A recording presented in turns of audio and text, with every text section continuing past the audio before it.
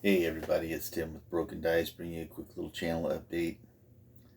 First thing I want to do is say that I've dropped my skirmish rules on Wargames Vault. Basically, it was set up around 54 millimeter, but I've also made it playable for 28 millimeter. It just that the scale of the table tends to get a little smaller with the smaller models because I base the game and the game rules on individual combat, and I put a lot of my own uh, sort of ideas for my own martial arts training in it, where um, a lot of times if you've had combative sport training or um, even sports in general, it's the nature of physical activity that when you fail, there's a price to be paid. And one of the things I saw in a lot of games is that um, there's no penalty for failure. There's nothing extra that's normally associated with it. If you've ever boxed, you've ever wrestled, you've ever uh, done any sort of the combat sports or anything like that, you should know that if you fail, you've left yourself open bad, and the worse your failure, the more dire the consequences can be.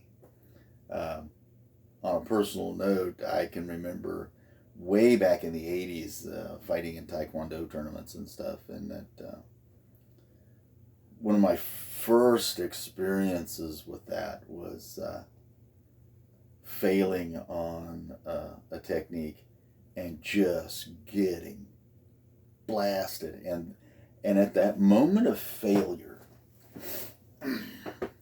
if you've been doing it longer, you recognize your failure and how vulnerable you are mentally, but your reaction time, by the time it's processed, you've been countered. And oh, I have to laugh. Boy, that hurt. It hurt bad. And on through the rest of my martial arts training, whether it's weapons training or anything along those lines, you fail badly, there should be consequences for it. And in my game set, I place something in there to meet that. The rule set is called Althing, which is a Nordic name for gathering. Um, Nordic name is just a word for gathering, and it's kind of based off the Icelandic sagas and my idea of that small scale feud type. Not even so much that it's whole villages against villages. It's more like this group of guys and this group of guys, almost like ancient gang warfare, as it were. But I put it on Wargames Vault. I dropped it, and I just thought I'd throw that out there. I'm not begging for people to go get it, and but if you'd be interested in something like that and see how my mind works, then you're more than welcome. Okay, painting this week. 2 small units of Peltast again. Um, I don't think I can have enough in my Greek army. So there's first one. And this, obviously, all their tunics are red. And I know that not necessarily that's the way it was. But I have enough Peltast that normally what I do is I mix and match the guys in the unit so they don't all look very uniform. But on the table, if you're playing against another person that has a large Greek force, and they're very similar in look and everything. So I would like to have mine be a little more distinct, so they're easy to pick out. Other than that, Let's see. Some P3 paints, Games Workshop contrast paints, some regular paint, some very old paint from Games Workshop, none oils, sepia washes, woodland scenics, and a mixture of woodland scenics. Oh, what is it? Oh, fine turf. And then I also use, let me grab it. My secret weapon is my parsley.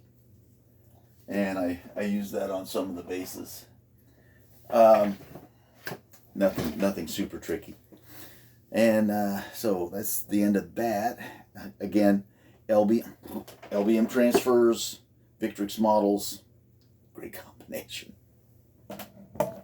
And here's the second unit I did. And again, their tunics are all blue. Easy to take them off, mix and match them up, so if you don't want them to look all uniformed and everything. And the same paints were used on both units. Same basing technique. Did not get to any 54mm models. But I've got 16 Peltasts left to do. And dare I say that this may be the end of my Greek project with these last 16 Peltasts. I have a very, very large force. Matter of fact, I have 2 large forces of Greeks. So that'll be good when I want to try to persuade people to give me a game. They won't have to have anything painted. They just come over, roll some dice, and have a good time. 16 more left to do. That should end that. But then again, now my Persian force looks a little small compared to it, so I'm going to have to add Persians. And since Victrix has started making Persian cavalry and infantry and stuff, I will have to have some of those as well. So that's the end of this video. Thanks to everybody for watching.